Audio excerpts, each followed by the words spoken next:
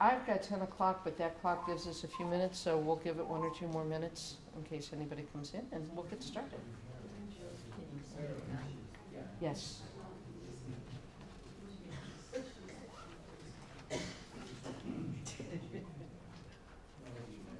I'm going to try without a microphone, but if you guys, no, you need the microphone. Okay, that's, is this better? Yes. Great. I mean, I could yell, but that wouldn't be fun for either one of us.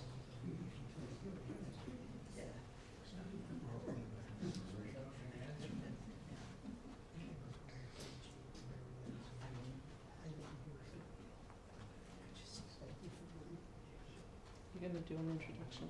Yes, I will. No, I'll be fine. Okay. I don't need this pointer that much, Okay. so, well, but thank you. My pleasure. Yeah. That's nice. Oh, come on, I have 10 o'clock. What do you think? Nah. I don't think I need it. Do I need it? Alrighty then. Everybody, thank you so much for coming this morning. We're really glad you're here. I think you're really going to enjoy this one. Turn the microphone on. It Okay. is. Does that work better if I turn it on? It is, no, it was on, you just need to hold it. You need to point more Closer? toward, there. That sounds sexy, doesn't it? Now you can sing. No, I can't. Good morning, everybody. My name is Devin Sloan. I'm secretary on the board of the Oro Valley Historical Society. We are very glad you're here. Thank you so much for coming. Come on in. And here is one of the founders of the Oro Valley Historical Society.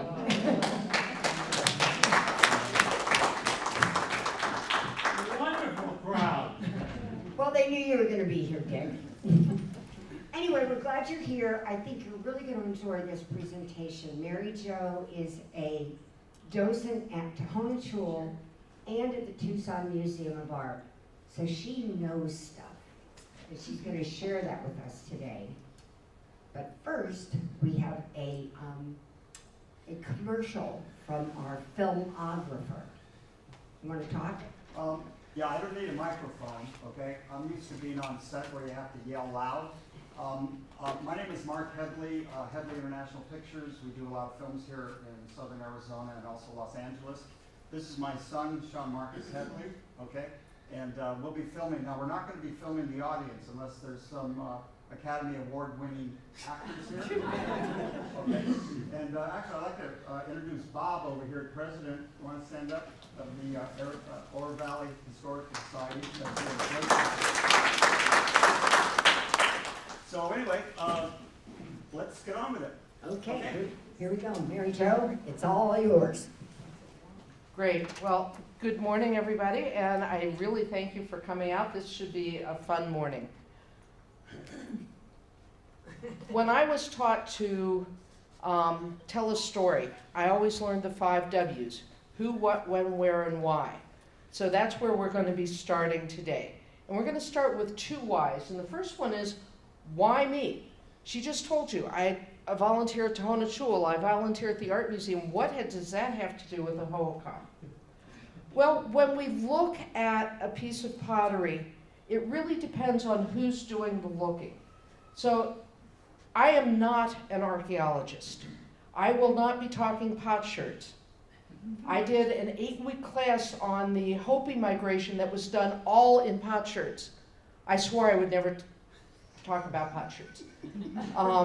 I will give you a little bit on 1 or 2 of the slides about how an archaeologist would look at a piece, but that's as far as we're going to go with it. An anthropologist is looking more at culture, so they're saying, well, it's a really big pot, so they must have had good harvests, or look at the size of the serving bowl. They must have been having parties. That's not me either. I'm an art museum docent. I came from the Midwest. When I came down here, I started trying to learn a little bit about the history of the area, and, include the pun, if you dig back far enough, you get to the Hohokam. And so that's why I'm here. The other why is, think about last summer. It was hot. You went from your air-conditioned house to your air-conditioned car to your air-conditioned store, back to your air-conditioned house, and you were worn out. So the climate was a bit milder during the Hohokam time, but basically they were still in hot desert, and they had to grow the cotton to make the cloth, to make their clothing, and grow their food, and make their houses, and they did all this with no metal implements, no tools, no wheels. It was basically stones and sticks. Why in the world would you take the extra time to make things pretty? And I hope to answer that question at the end. So, hitting our W's again, who and when. Since you're all here for the Historical Society, I assume that some of you will have this stuff like on the top of your head. But for the rest of us who are kind of novices to the area, the first people in the Americas were referred to as Paleo-Indians. Now, when they got here is constantly being changed. So when I started taking archaeology classes 10 years ago down here, they were still talking about Clovis first, and about 13,000 to 15,000 years ago. You may have read in the news about coming up with the footprints out at White Sands, and those are thought to be 22 to 23,000 years old, although there's still some controversy about that. 3 weeks ago, there was an article published in a reputable journal by an archaeologist who said the first people in the Americas came from an island in Japan 28,000 years ago. Now that one, is going to need some more looking at. But these were basically the big game hunters right at the end of the Ice Age. So mammoths and mastodons and all that fun stuff. Well, about 8,000 years ago, the climate changed and the big game went away. And so people had to learn how to get their food hunting smaller animals, basically rabbits, squirrels, prairie dogs, occasionally sheep or deer. But they also started doing a lot more gathering. So they were getting their calories from fruits and nuts and berries and grasses. And also, at the same time, down in Mexico, the population down there had learned how to cultivate maize. And so through trade routes and migrations and that, they started doing a little bit of farming during that Archaic period. And in the Middle Archaic period, they actually have found corn being grown up on Tumamoc Hill over 4,500 years BCE. So Tucson is actually the oldest continuously inhabited area in the United States. So if you didn't know that, that's a fact to take home with you. That's one of those fun facts. By the end of the Archaic period, we were seeing a bit more agriculture. And when you trying to grow crops, you have to stay there and water them and keep the critters out and that sort of thing. So we started to see people becoming a little bit more sedentary. But now we get to the Hohokam. So the Hohokam are noted for a lot of things, but agriculture was one of the two really big ones with their irrigation system. We used to say that the Hohokam culture was 450 CE to 1450 CE. Now that 1450 number is still good. There's been a big change pushing that earlier number back, so we're probably talking about maybe 200 CE. I know a few archaeologists who will even go back to like 0. So somewhere between 1,200, 1,500 years of Hohokam culture. And we'll talk about why that change occurred when we talk about Snaketown in just a couple of minutes. So proto-historic would be what the Spanish called the Pima and the Papago people. We now know them as the Otham people. They had a language and an oral history, but they didn't have a written language. And so that's referred to as proto-historic. And then after the Spanish started coming in and started recording things, that's known as the historic period. Just an interesting fact, in 1300, so towards the end of the Hohokam period, there were 40,000 people living between the Phoenix and Tucson basins. 500 years later, in 1892, the population was only 60,000. So it didn't really go up that much. This was a huge population for the size of the area. Want to talk a minute culture? Culture refers to an archaeological term, not an individual tribe or clan. So people from different groups could all be part of the same culture if it was a pattern of behavior that people passed along from one generation to the next. So when we say Hohokam culture, that's what we're talking about. We're not supposed to use the term Hohokam people. The Gila River Indian community requests that we use ancestral Sonoran desert people. I'm going to be calling them Hohokam because I've done it for 10 years and I'm too old to change my ways. Hohokam is everybody that came before.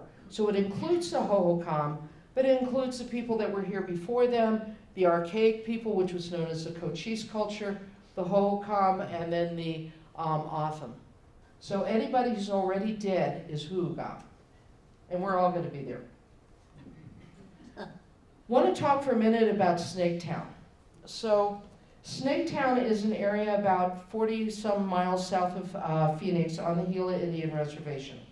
There was a entrepreneur from Globe who got interested in this red on brown pottery. And so he hired a young archaeologist named Emil Howery to dig up Snaketown. So this was the first big archaeological dig. And he found all sorts of really fantastic stuff. But although he accurately documented what he found, he didn't interpret it correctly. Because at the time, that was the first big excavation, and it dated to 450. So he said, well, the Hohokam must have come to this area in 450. And we know that they didn't start here because the pottery is so advanced that you don't start out making pottery, making it advanced. You start out making simple pottery and then learn over time. Since he didn't have anything to compare it with, he said, well, this must be people who came from Western Mexico. And he also based that on the fact that they had ball courts, they had irrigation systems, they had copper bells. And so there's even a book written called The Hohokam Millennium that goes from 450 to 1450. What has happened is Tucson. As you know, there's state laws that say if you're going to build an area or do a development, you have to do a cultural resource evaluation first. So you have to hire a company to go in and look for earlier cultures. If you've been around Tucson for the last 4 or 5 years, you probably remember Tucson Electric was putting in a new plant at I-10 and Ina, and when they did that dig, they found footprints that were way older. And they've invited people to come down. You could go walk around, look at the footprints. They started digging further, and they found that in the Tucson area, we had an irrigation system from at least 200. We had pots from the year 50. We had the maize agriculture. So the Hohokam culture actually started here in Tucson, moved up to the Gila River.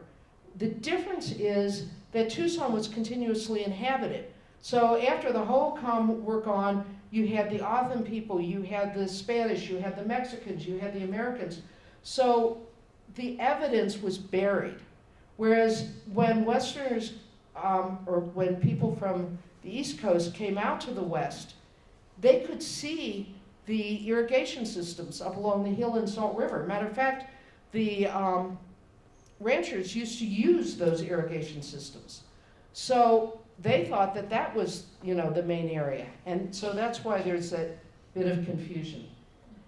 If you were to go to Snaketown today, first of all, you would get arrested because it's on the Gila Indian Reservation and it's totally closed off to white people.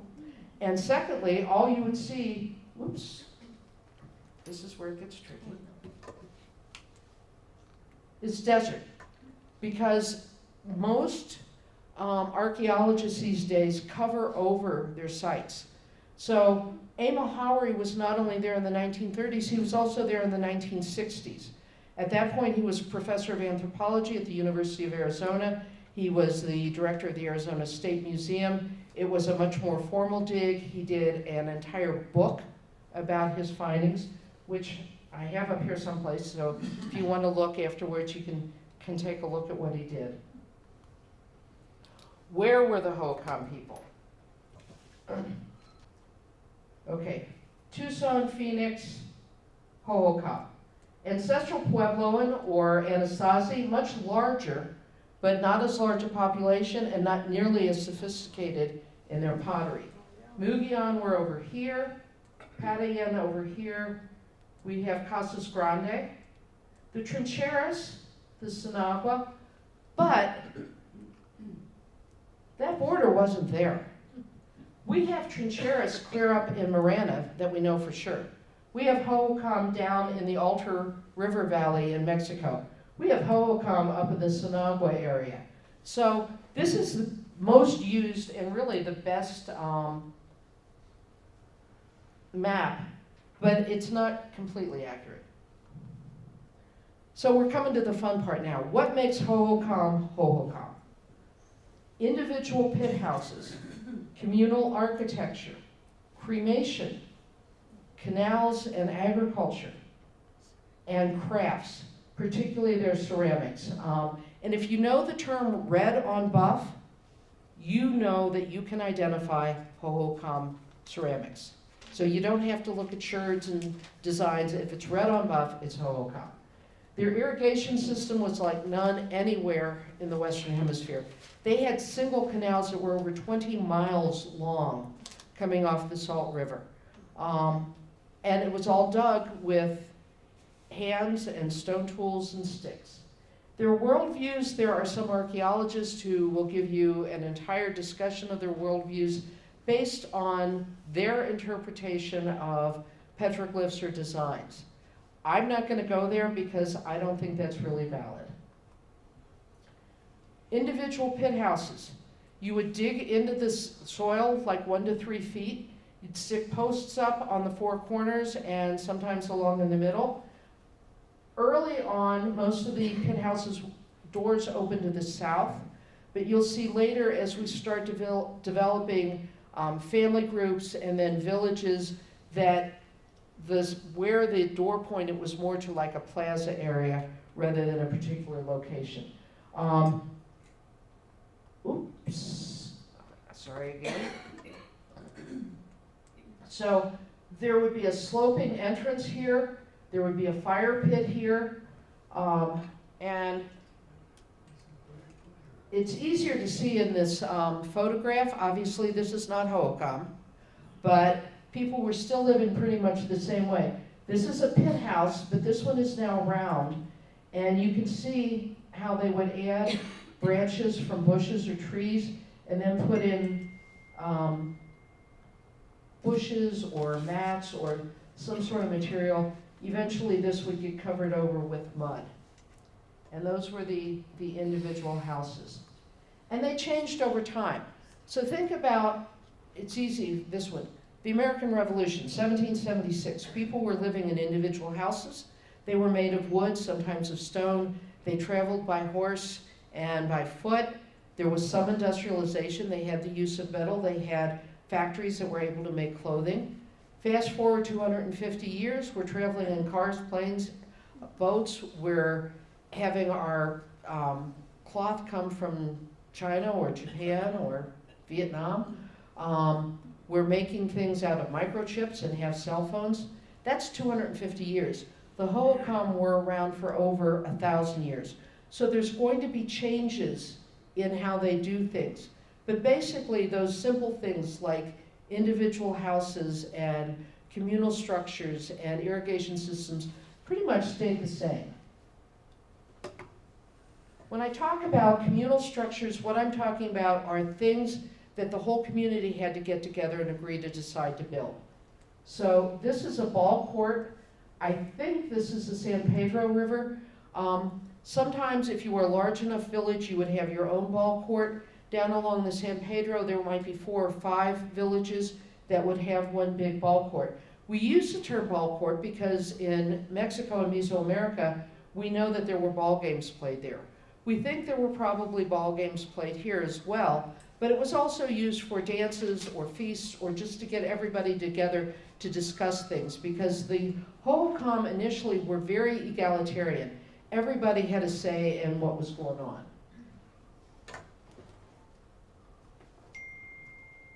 A picture of a ball court up at Snaketown. This is in Marana. This is a platform mount. So after the ball courts, the next phase of Hohokam development, they started doing these platform mounts. And they started out basically as just an area where there was a hill. You added more dirt and debris, kind of packed it down so it was level at the top. People could come up there and again discuss things, have dances, have feasts, whatever. Eventually they started building homes on top of the platform mounts. You also had these compound walls. So you would have, say, an extended family group, and they each have their own home with a plaza out in the middle. And then we think this was somewhat for defense, but we don't really know that for a fact. And then the final kind of communal structures were the great houses. When the people coming in from the East Coast got to Arizona, there were probably about 17 or 18 of these still up in the Arizona area. This one happened to get protected by the federal government, and so today we only have one great house. This is the one up in Coolidge, and hopefully now that the federal government's opening up again, you can go up and actually go through this. They do a great tour. And you can see both the great house and some of the stuff that they were using for astronomy and homes that were around in that area as well. We mentioned cremation. Cremation was unique to the Hohokam. None of the other cultures that were around at the same time, so like the Patti and the Mogollon, the ones that we looked at, all of them did burials. Toward the end of the Hohokam era, they went back to burials as well, but early on, they would cremate the body. They would then put the bones that remained into a pot. They would bury the pot with stone axe heads and some other kinds of ceramics that we'll be looking at in a minute. But the big thing that allowed the Hohokam to last as long as they did, be as successful as they were, be able to have the kinds of population they had, was their agriculture. And this was based on an irrigation system. They got the maize up from Mexico. They planted beans and squash, but they also are believed to have domesticated at least 14 other plants. So amaranth, small barley, cotton, tobacco, all of these plants the Hohokam learned how to use. Big things that they're known for are their crafts and their irrigation system. And I'm not going to talk to you anymore about irrigation and agriculture. We're going to get into the fun stuff. So you want to know how to make a pot. If you're doing agriculture, you need pots to keep your grain, to keep seeds for the next year, to keep the critters out. They used to just dig a big hole and put stones around it and try to put their stuff there, and the critters got to it most of the time. So you had to learn how to make pots. So you started out making baskets, and then you started learning how to make a pot. And there are three things Hohokam pottery is noted for. One is the way they made their pots, and I'm going to show you this. It's called the anvil and paddle method. They're the only culture that did this. The second thing they're known for are the different shapes or forms of their pottery. If you use traditional coiling for pottery, you can make a pot, you can make a bowl, you can make a pitcher, but that's about all you could make. By using the anvil and paddle, are you getting feedback back there? Okay. You can make a lot more forms, and we'll look at the forms. The third thing they're known for is their designs on their pottery. So here, just to give you a smattering, that's called a scoop, a censer, a plate, a bowl. There's a couple of animal effigies. And we'll be looking at all of this a lot more. So the first thing you have to do is quarry the clay. And this was the downfall of Hohokam pottery. The clay in the southeastern part of Arizona is crap. And the pots break. They break when you're firing them, they break afterwards. In Snaketown, they were making 14,000 pieces of ceramics per year just to keep up with the increase in population and the breakage and trade. So, you know, as hard as these potters worked and as beautiful as their work was, it just didn't last. But they did what they could. They took the pottery. They would gather tempering material. Now, tempering material is usually stone that you grind up real fine. You mix it in with your clay, and it allows it to fire more evenly, and it gives it, the one fancy word we're going to use, increased tensile strength. So it makes it stronger and hopefully last longer. You need to prepare the clay. You need to get all the organic material and the stones and other stuff that are mixed in with it out. You get it down to the consistency you want, so you let it drain out for a while, and then you shape your vessel, allow it to dry. If you're going to use a slip, this is when you put a slip on. So slip is just a real thin, runny clay that you mix with something with color. And for the Hohokam, this was generally something called hematite, and we'll look at that mineral. Hematite was the friend of the Hohokam. They used it on their pottery, they used it on their clothing, they used it in their jewelry, they used it to color their own body. Hematite was theirs. Now, hematite's found all over the Southwest, and the other cultures used it as well, but not to this extent. So if you're making a slip, you're going to mix some ground up hematite with some clay that's really ruddy, and just kind of paint all over it, or you could even like dip your pot into it to get the pot to take on a reddish color. You would then have to gather fuel. You'd dig a pit, you'd put some stones in the pit, you'd start your fire, and you'd put your pot in there and hope it didn't break before you got it back out again. If it worked, in the meantime, you're gathering plants and materials to use to make paint. You prepare the paint, and then once the pot cools off, you paint your pot. Anvil and paddle refers to using a stone or a piece of wood inside as what they call the anvil, and then a piece of wood on the outside to actually shape the piece. All potters, including the Hohokam, would start with a rope of clay, and they would make a base. But the rest of the potters just kept using that rope and winding it around. The Hohokam actually went in with the clay and molded it by hand. So the jar to your left that says corrugated, that's a Mugian brownware corrugated pot.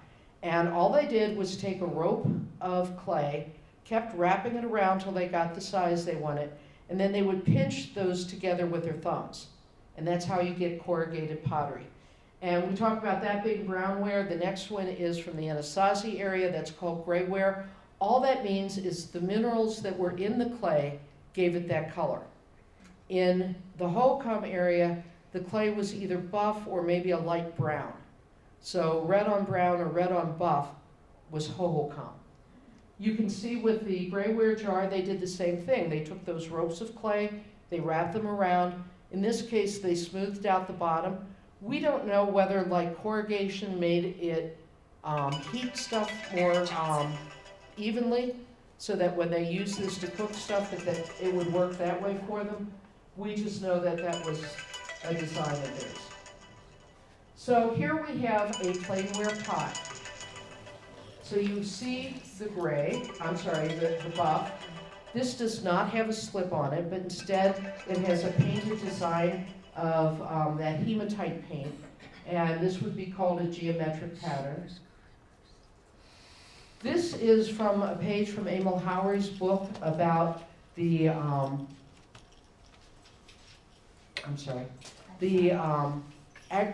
the dig that he did at Snaketown and all of the different pot styles that he found. So you have bowls here up at the top. You have jars. The difference between a bowl and a jar is that a jar has a narrow opening so you could put a piece of pottery or stone over it and keep the critters out. But some of the bowls they put on little legs. You have animal scoops. You have clay pipe. You have this guy that we're going to look at a little bit later These are called censers. You have animal effigies. You have people on the pots. There were like 40 or 50 different pot styles found up in Snaketown. When we get down to Oracle, we're going to find a lady who had 73 different pot styles. Now, I told you I would give you a little bit of what an archaeologist would say. So, reconstructed, smudged, heel of redware bowl, slipped exterior surface, pattern polishing striations, interior surfaces smudged, tempered with grandorioite from the South Mountain. This is how an archaeologist looks at a pot. I'm just going to point out a couple of things on the pot. You can see that the underlying pottery was buff. It had a red slip on it. These are called fire clouds. And what a fire cloud means is you stick your pot in your firing pit, and unfortunately it rolls over on its side. So part of the pot is actually touching the stuff that's on fire. It leaves smut and soot and gives you these black.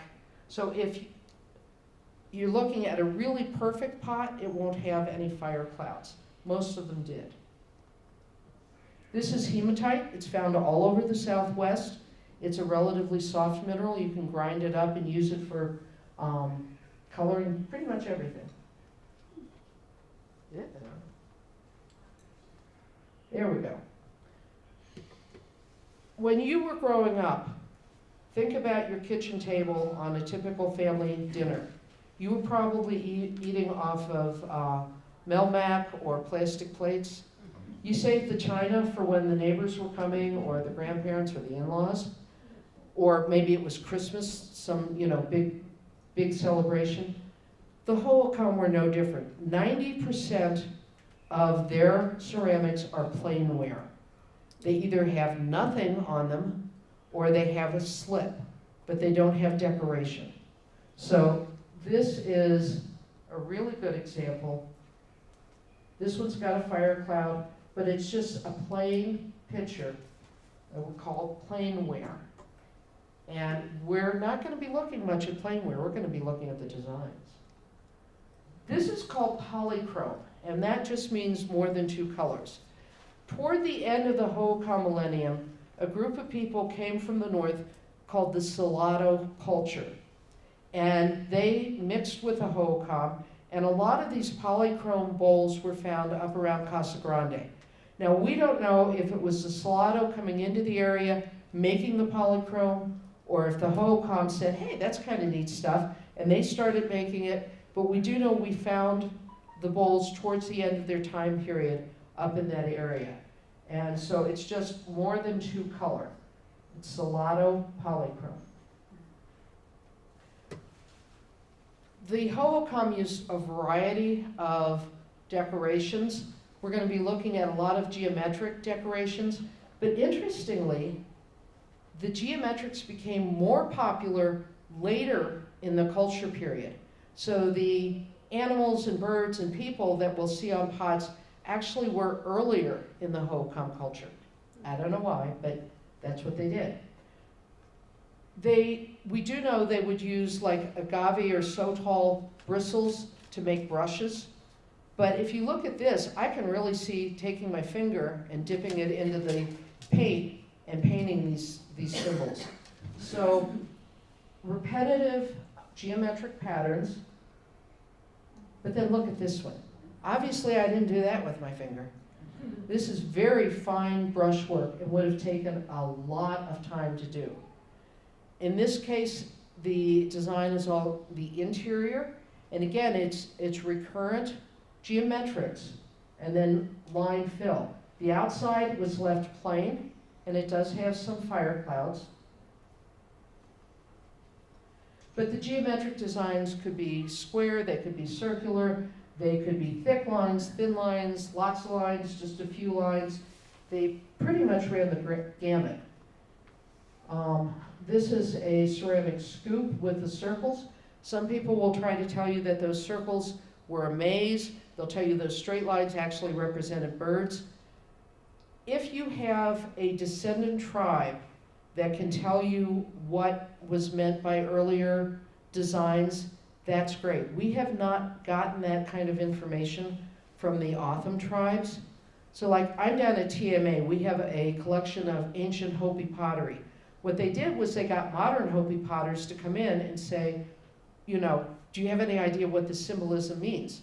Some of it they had an idea, some of it they were willing to share, some of it they weren't. But when you get that, and the Zuni do the same thing with some of their petroglyphs. They'll tell you what some of the petroglyphs mean, but not all of them. So if you have a descendant tribe that's telling you what this stuff means, I buy that. If you have archaeologists coming with their Western mindset and looking at things and telling you what it means, I tend to kind of steer away from that. You know, some people will tell you this is mountains or lightning or rain or snakes. I've seen all sorts of interpretations. But just beautifully designed pieces. This was one of my favorites. This starts at, whoops. Gotta keep switching here. Sorry. Starts out with a bowl, so that coiled pottery initially, but then you go into a trapezoid design, which you would have done by hand. You've got a little bit of paint edging at the top and bottom, and also at the rim. These shoulders, the anthropologists will tell you, are made to keep stuff from spilling out. So if you're carrying a big bowl of soup at a feast, you don't want to lose a lot of it. Again, it's conjecture, but at least theirs kind of makes sense. But look at this design. This is made freehand. This is fairly early in the Hohokam time period. Each of these is connected to the one in front of it. So you're working on a diagonal, connecting each one to the one in front of it, and making this perfect design. I just think that's one of the most incredible pieces I've ever seen.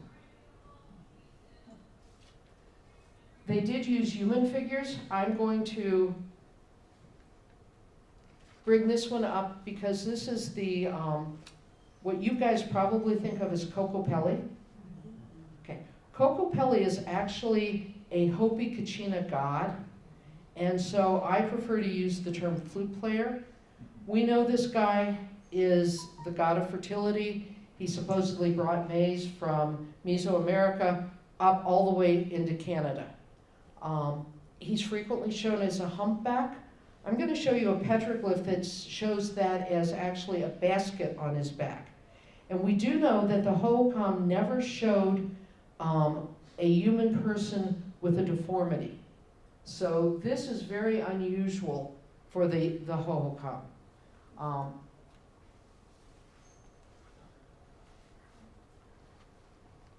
One of the arguments when I first started looking at archaeology was whether or not the Hohokam people were actually the descendants of the Hohokam.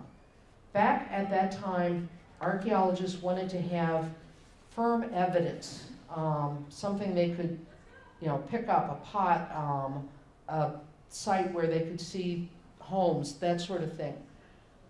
More recently, archaeologists are starting to listen to the descendant tribes, and yeah, I had to laugh at that one too.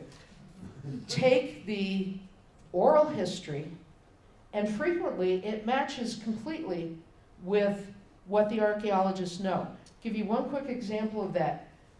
The reason that Casas Grande was in such good shape when it was first found is that the Hohokam culture had gotten very top-heavy, and the priests and leaders were keeping all the grain in the great house and giving it out in leaner years.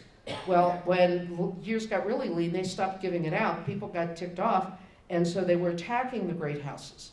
According to the Tohono O'odham creation story, somebody tipped off the priests that were living in the great house up at Casa Grande. They all left. So when the people came to attack it, they didn't have to tear it down because people were already gone. And it matches completely with the fact that that is the one building that we still have standing. This one, I'll give you a good example for. An anthropologist in 1908 was watching a Pima dance, and he said, The dancers were shown in a circle, holding on each other's shoulders, with their arms extended across the shoulder of the adjoining. The position did not permit much freedom, and movement was confined to stomping the feet and bending the body. Does that look like what you're looking at? It sure does. And this was not an uncommon design. This pot I just love. I mean, that is gorgeous. This is just from Sedovaki, what used to be called Pueblo Grande up in Phoenix. The new term is Sedovaki, but even they, really latched onto this. Another common human figure was the burden carrier. And again, you'll notice both with the dancers and with these folks, everybody's facing to the right. They've got a basket on their back. They're holding that basket with what's called a trump line. So another piece of cloth or leather that they could hold over their head to kind of help balance the weight that they were carrying, and then a staff in the front. And we see photographs of this when people first came down and looked at how the Papago were carrying things. Although in that case, it was all the women carrying stuff on their backs. But when the Spanish first arrived, they described exactly what we're seeing here. And there is a Tohono O'odham artist who has made sculpture that looks very much like this as well. One of the unusual things about the Hohokam is their art was really very sophisticated. This is showing us what's called a negative and a positive. This concept became used by European artists much, much later. But what we're talking about is you want to show a bird, so you don't paint the bird. You leave a negative and paint the outline. Or you paint the bird, and he's the positive, and the rest of the bull is the negative. This was never used for human figures. We don't know why, we don't know what the symbolism meant, but you never saw a human figure in a negative. But we certainly saw birds. Birds were one of the most common animal figures that you would see. I love this. This is a plate. It's actually from the Tucson Basin of a snake with a bird. And people who know birds will tell you, they can tell you, what kinds of birds a lot of these are.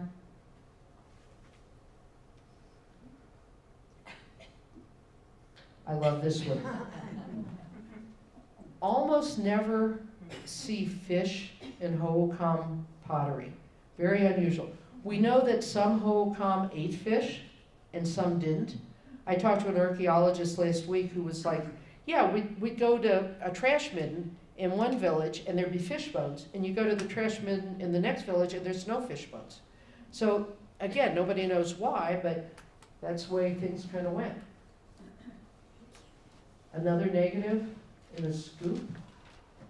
Censors I mentioned, again, this is one of those things where the Western archaeologist is putting his word on something, but we do know that these were small bowls. Sometimes the bottoms were hollow, and you could put in little stones or pieces of something that would make it rattle.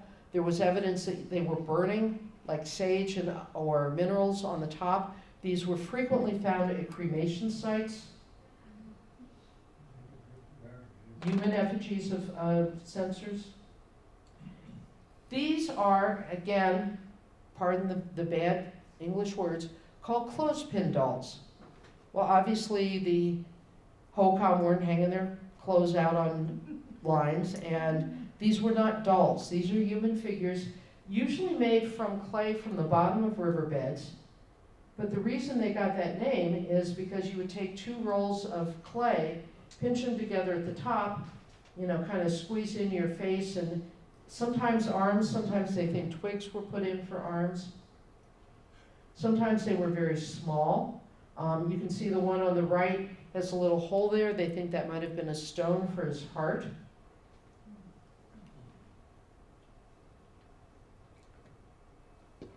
I would be remiss, particularly talking to an archaeology society or a history society, if I didn't tell you about Alice Hubbard Carpenter. She's from Oracle. Do we have anybody from Oracle here today? They didn't come down, those dirty dogs. I'm going to be talking about them a lot. Shame on them. So she was born in the Midwest in 1898. Her husband died of influenza, so probably 1918. Her son died at age 11 from polio. She knew about Oracle because her father had gone there for his health. So she moved to Oracle, but before she could even get into a house, the stock market crash occurred. And her stockbroker sent her a letter with a nickel in it and said, nothing more coming. So she and her neighbors built herself a home, and she became quite the fixture in the Oracle community. She became fascinated with the Hohokam culture. She was not trained as an archaeologist, but there were no archaeologists working up in the area at the time. So she would go out and find pieces. She would make very detailed notes about where she found stuff, what she had found. She would do sketches of it. We'll see some sketches from a friend of hers that worked with her with it, who was actually an artist. Later in her time, she would take photographs. She was not a pot hunter. She was actually looking for knowledge about the people. She made friends with the ranchers, and so if there was a big rainstorm and it flooded out like a creek bed or whatever and pieces started showing up, the ranchers would keep their cattle away for a couple of days, let her know about it. She'd grab her friends. They'd go out, get whatever material they could. Even before it was law, the Arizona Highway Department had a policy. If you were out like grading for a new road and you ran into some old stuff, you were supposed to stop, find an archaeologist, and give them a couple of days. Well, up in Oracle, there wasn't an archaeologist, and so they would go get Alice, and she'd grab her friends, and they would go out and take stuff in. She was meticulous in her documentation, so much so that her field notes are still used by archaeology students today to look at, okay, I'm seeing a piece of pottery, where did that come from, what was going on there. Her field journals, as I mentioned, are still being used. The Oracle Historical Society has at least one of her field journals. They let me play with it and look through it. That was really cool. They have some of her material. The Oracle Library has a room in back, if you ask them to let you in, that has some of her material. Most of it went to the Arizona State Museum, and obviously they take very good care of it, but their collection is not digitalized. So they can give you slides, but they can't give you anything you can use for an art talk. But she found 73 different types of pottery, 9,000 potsherds, 197 full pots, pallets, projectiles, points, axes, pretty much a lot of everything. An amazing woman. So more of those clothespin dolls. This one is unusual because most of those were full length. This one was seated. That thing on his head, we think, was a kind of helmet that he participated in the ball games. And what we call balls were either solid rock or a really thick, like rubber material, and they could cause serious damage. So it's not surprising that ball game players would have some sort of head protection. This one, again, goes back to the idea of the Western archaeologist superimposing their thoughts. This is called a Janus figure. Well, if you remember from your mythology or whatever, Janus is a Roman god of beginnings and endings, hence the term January, or they were also found in doorways, so looking back and looking forward. We don't know what this meant to the Hohokam. They probably didn't know Roman mythology at the time, I'm guessing. But the pictures are done by Leslie Fuller. This was found in Oracle, and that's what Leslie Fuller did with it. There's actually a book called The Feathered Prince. Pima County Library has it. They won't give it out, but you can look at it down at the main library. We see animal effigies.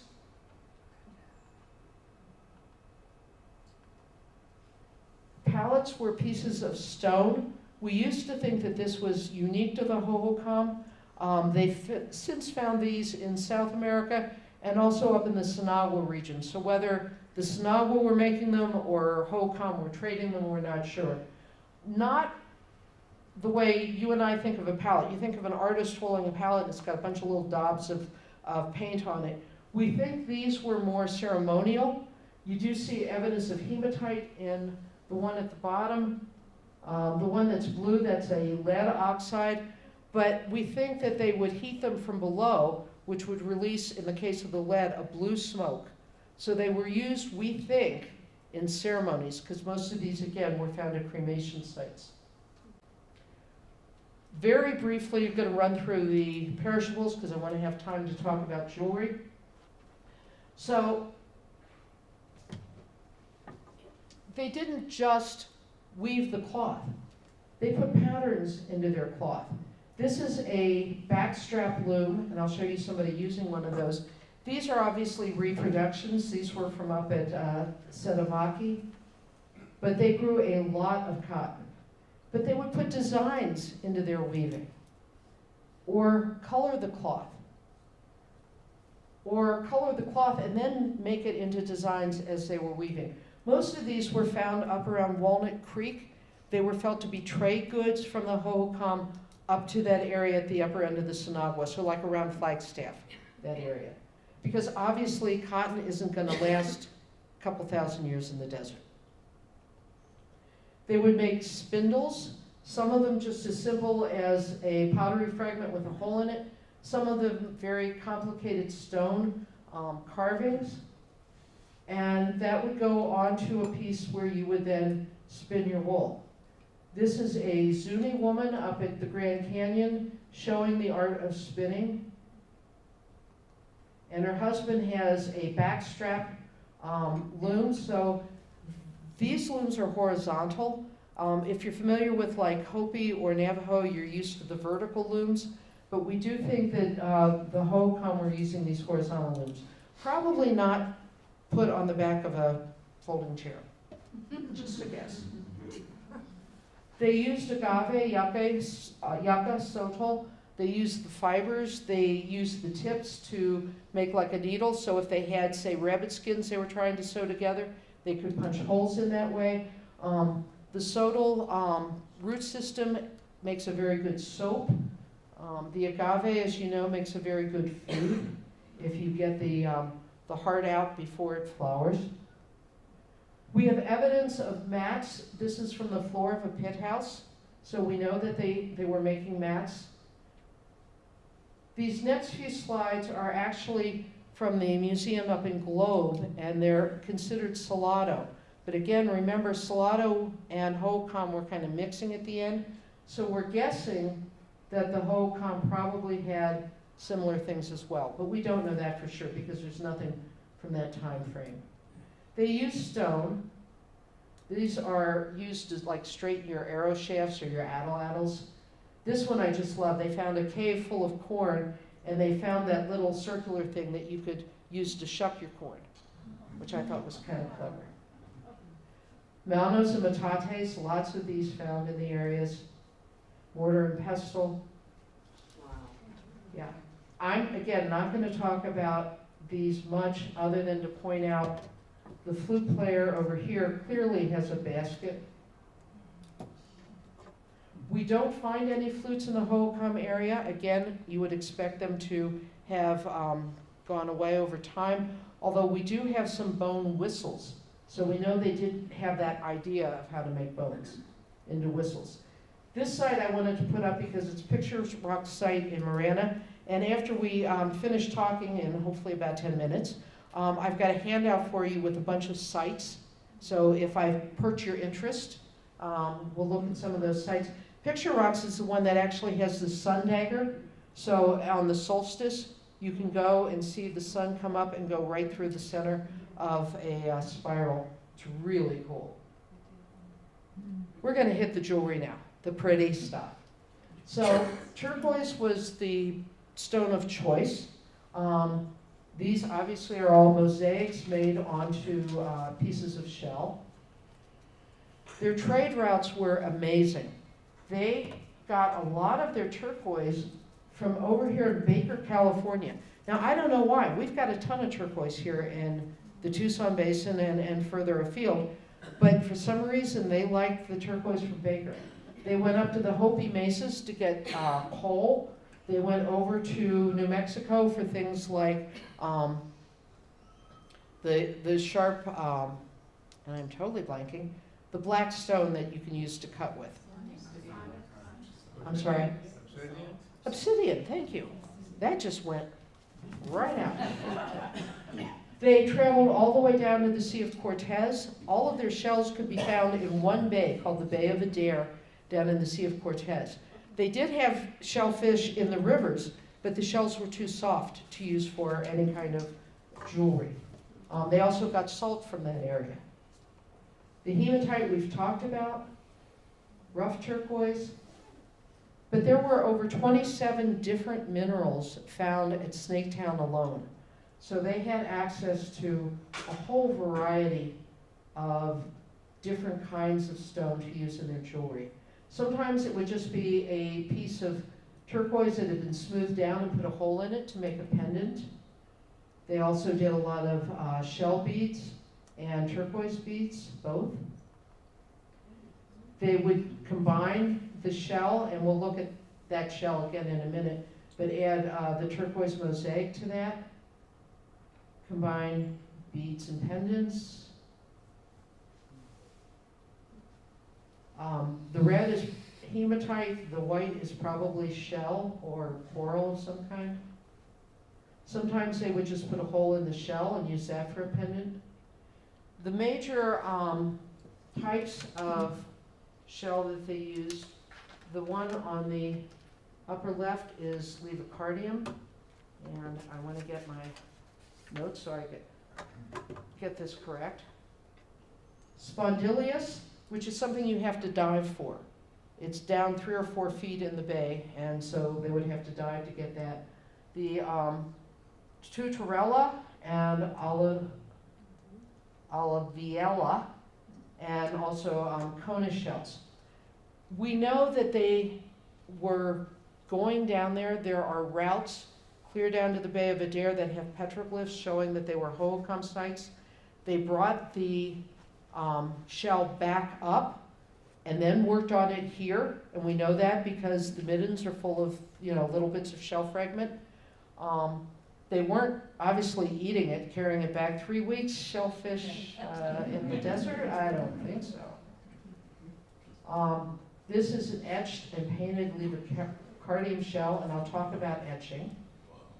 They use shell tinklers on their clothing. If you've ever been to like a Yaqui dance, they have bells on the bottom of their trousers and use that to make noise, so assuming it's kind of a similar thing.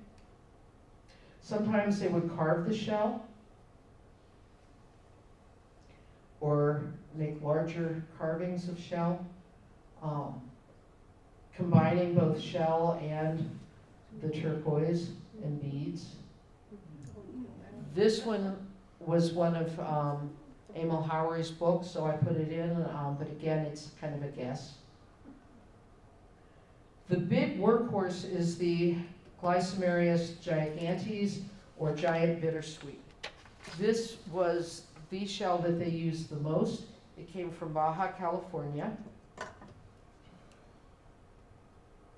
And what they would do is sand down the top of the shell until it got thin, and then be able to punch it out and leave them with the outside shell. These are called bracelets. When we got back into the time when they were doing inhumations, they're actually found on the upper arm of men. The hair ornaments were found on men. The hematite as designs was found on the men. These were the peacocks. It wasn't women wearing jewelry. But they would do, again, the mosaics, they would do carvings. This is just an exquisite, the snake eating its own tail carving. But sometimes just make a pendant out of that shell. or etch the shell. Etching occurred somewhere between like 1000 and 1150, mostly up around the Casa Grande area. It is suspected that there were just a few people who knew how to do this, and they would pass it along, and for some reason eventually it died out. But what does it take to etch a shell? Well, you start out with your shell, you cover it with a material called resist. So this could be lac or tree sap or something like that, and you can see remnants of it still here. So after you cover your shell, you carve out the design that you want. And then you put that into an acid bath, and that eats through the shell. You take it back out of the acid bath, rinse it off, try to get rid of the resist, and you have this. But my question to you is, they didn't have Home Depot to go down and get some acid.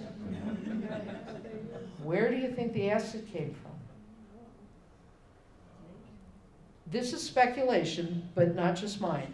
So if you think about the Tohono O'odham, one of the things they do is they gather the saguaro fruit, they make it into wine. What happens if you leave wine sitting out too long? It turns to vinegar. What is vinegar? It's acetic acid. It's fine acid. Yep. Fine acid. So probably that's where they got it. We don't know for sure. But they made these beautiful etchings. And I would point out to you that this was 500 years before people in Europe learned how to use acid etching. So, you know, we talk about these people as being primitive or backwards or, you know, whatever. They were pretty darn sophisticated for what they were doing. But back to my last why, and look at this. I am on time. I'm never on time. I get started on stories, and I'm terrible. The quote is from Mary Russell Farrell Colton. She was one of the founders of the Northern Arizona Museum. She was a very strong proponent of Native American artists. But she said, art is generally regarded as a luxury. I regard it quite otherwise, as a very intimate and human thing, impossible to dissociate from home and the lowly affairs of every day. The desire for beauty and art, they are one and the same. So they just couldn't help themselves. They had to make things pretty. Devin is going to pass out a bunch of Pass out handouts. things, not just pass out. I'm still getting hot flashes from the sweater. Here, give me half and I'll start on this side. Okay. Whoa. Here, pick that up. Sure.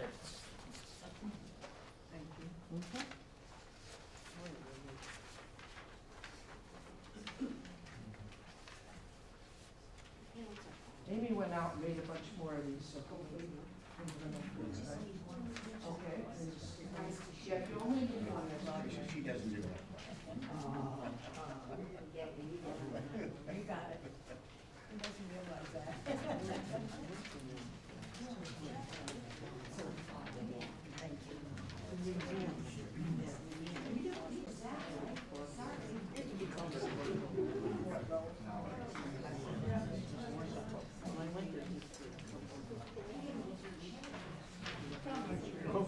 Does anybody have an extra that they don't want to share?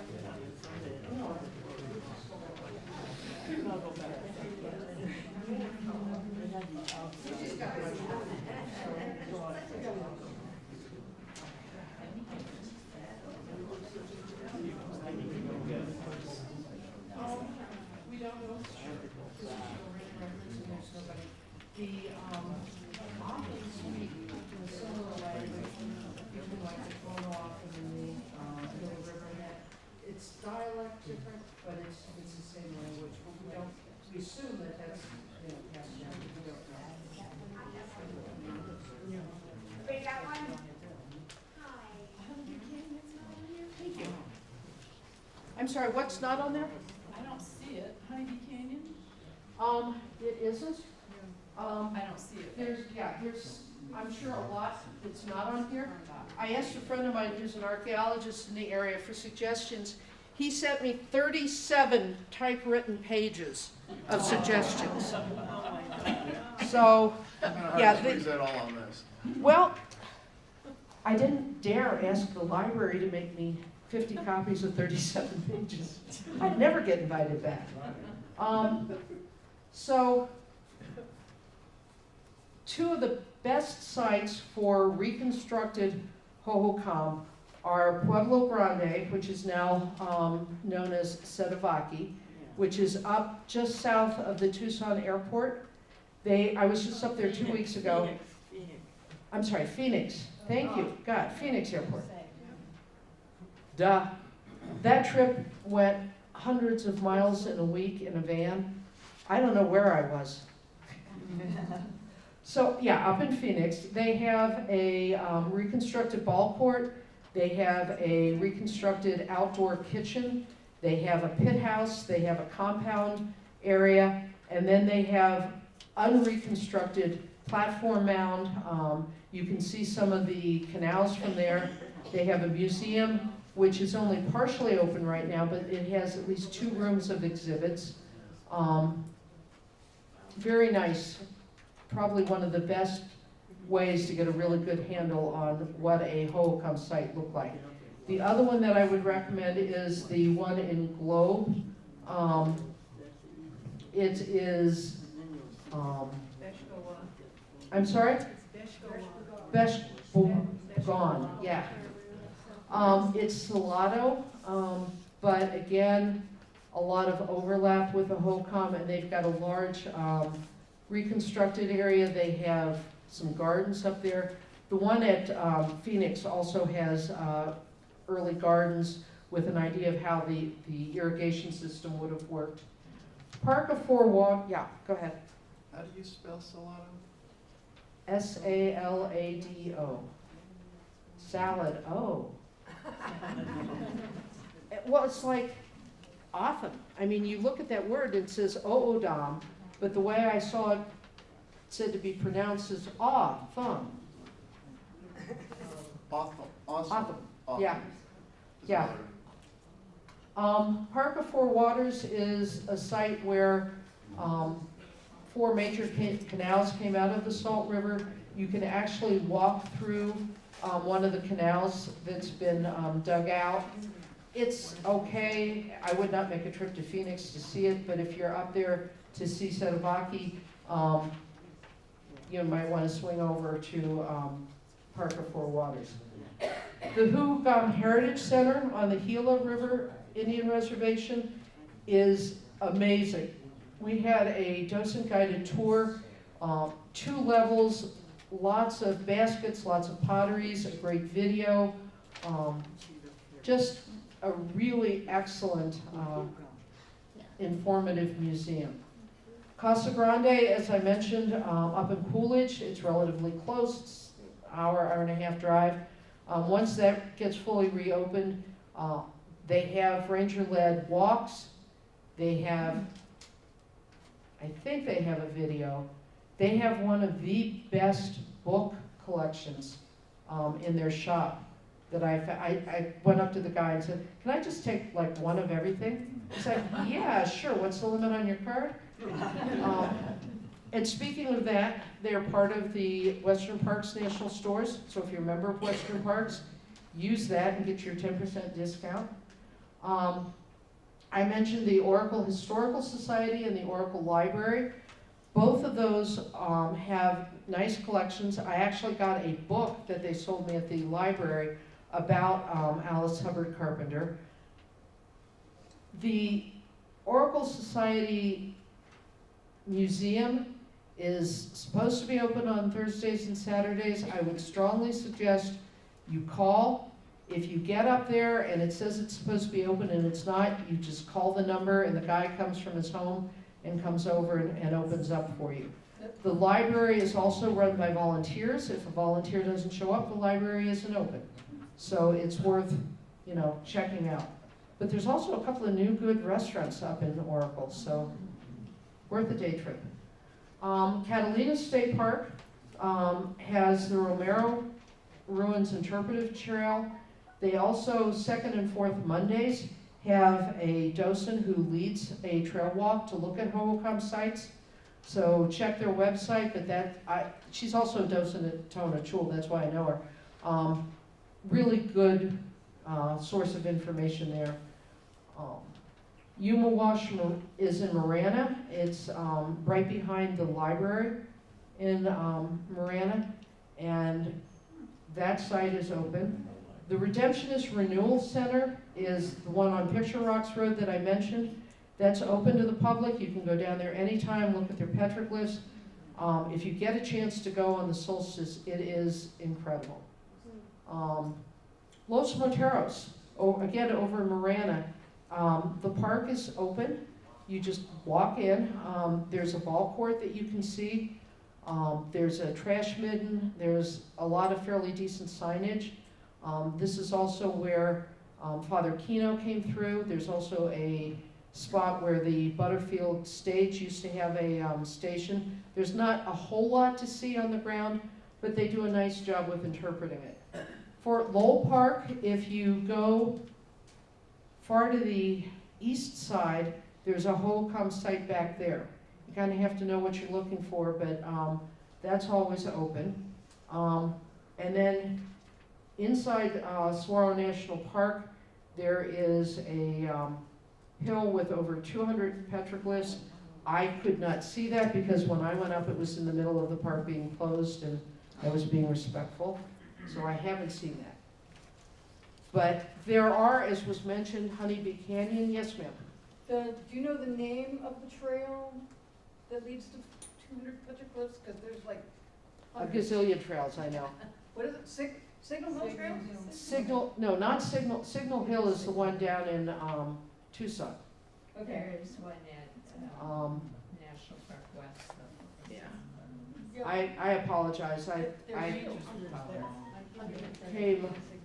I just came across it and Okay. knew I couldn't get up there, so I didn't write it down. My apologies. Okay. Other thoughts or questions? There's a site right off of Moore Road, but it's one of the typical archaeology sites. After they excavated it, they fully covered it over. So you will see signs that say this is where the ball court was, or this is where this or that was, but there's really not much to see. I've not been down to Honey Bee Canyon, but I understand there are petroglyphs down there. There's very little petroglyphs at Honey Bee Canyon. There's like Okay. one, I think they covered most A lot of them? Okay. Because there's a big wall beyond, that you can't go It was in. a very cool owl. I've only seen them. Okay, an owl, that would be certainly worth seeing. There are a bunch of petroglyphs on BLM land that's across the expressway from Picacho Peak, but I would suggest you have to really, dig through the web to find the directions to it. I went up there twice since then. I could not find it again, and I can't find my original directions, so I didn't put it on your list. But if you can talk to somebody up that way that knows, you literally just walk up to it and you can walk around a hill that's just covered with petroglyphs. At Gila Bend, there's also a large petroglyph collection, and it's right off the expressway. You just get off the expressway at Gila Bend, turn right, and then there's a left into this little park area. And again, just a whole mound that you can walk around and see petroglyphs. Questions, comments, discussion? Yes, ma'am. Were the Hohokam involved in the big agave community fields and pits? Was that the Hohokam? That was Hohokam, that was also Trincheras. The question is the big agave pits. If you go up to Tumamoc Hill, along there you'll see terraced farming, which is generally considered Trincheras. But there were a lot of fields in Marana as well that were agave fields. And they did do the, digging an underground pit and roasting if you get the agave heart right before the spike comes up, it's very rich in sugars. And there are a number of Native American communities that still do the roasts today. They do them down at Mission Garden. Yeah, I went to one. Went to one of those? Oh, that's great. Yeah, those are fun. There's also a Hohokam garden now down at Mission Gardens. So you can see how they did their kitchens and used like the okatia to surround it so that the critters couldn't get in, that sort of thing. Yes, ma'am. Are you gonna be doing this presentation again? I am scheduled to do it in December at, I think it's called Hacienda on the River. You could contact them and see if it would be okay, if you know somebody that you want to refer down there. That's the only, I just, within the last 2 weeks, put this back on the Tucson Museum of Art schedule. So it is available through TMA if you want to schedule it for an organization or whatever. Devin and I had a reciprocal arrangement. She helped me out with the project at Tohono Chul, and I offered to do this. So normally it would go through TMA. Okay, that sounds good. Yes, ma'am. Will the video be available for us to see? Yes, ma'am, it will. On your website? We will need to get it edited. It'll be on the website and we'll put it on YouTube. And which website is that? ovhistory.org. Okay. Yes, ma'am. How do you know it was an egalitarian society? That is a very good question. I don't know that we know that. You just said it at the beginning. Yeah, and that's the way I have been taught. That there was no I guess it was lack of evidence. There was no evidence of any kind of structural bigwig. So there weren't houses there. It wasn't like you went into a community and there was one house that was a lot bigger than everybody else's, or one house that had more ornamentation or more pottery or more food or whatever. So it's more of the lack of evidence of a hierarchy rather than a knowledge that it was egalitarian. But we do know that over the years, towards the end, that it did become very hierarchical, and we saw that both even in the platform mounds. Some of the homes that were on top of the platform mounds were much larger, more elaborate than the homes of the people that were living ground level of the rest of the community. So we started to see a change even then, and certainly by the time of the great houses. Those were clearly being lived in by a separate group of people. Again, lack of evidence doesn't mean that it wasn't there, it just means we haven't found it yet. But it's like with the, I mentioned that archaeologists were very hesitant to call the Hotham Nation descendant tribes because they saw no evidence on the surface. There's an archaeologist who's a Gila Indian community member who is doing archaeology on that proto-historic period, and he says that there is evidence of people living there at the time, that the I keep saying Western, meaning Anglo-American archaeologists weren't looking in the right place. They were looking too deep, and the evidence is still right on the surface. There's actually a group of Gila Indian River women who are trying to reconstruct the pottery from that era. And there is a site, if you go to the YouTube, the Amarin Foundation, they just had a speaker within the past month talking about those things. So, kind of interesting, up-to-date knowledge. Other questions? Thank you all so much. You really made it enjoyable tonight.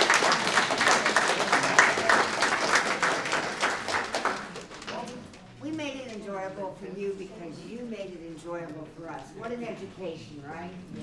Hey, thank you again, everybody, for coming. Just a couple things about the Historical Society. Saturday's Push House Museum at Steampump Ranch. We're there 9 to noon. This is the time we've been talking about how the society began. this coming week, we're gonna talk about holidays and the cultural traditions we have in our area. Donations are accepted on the back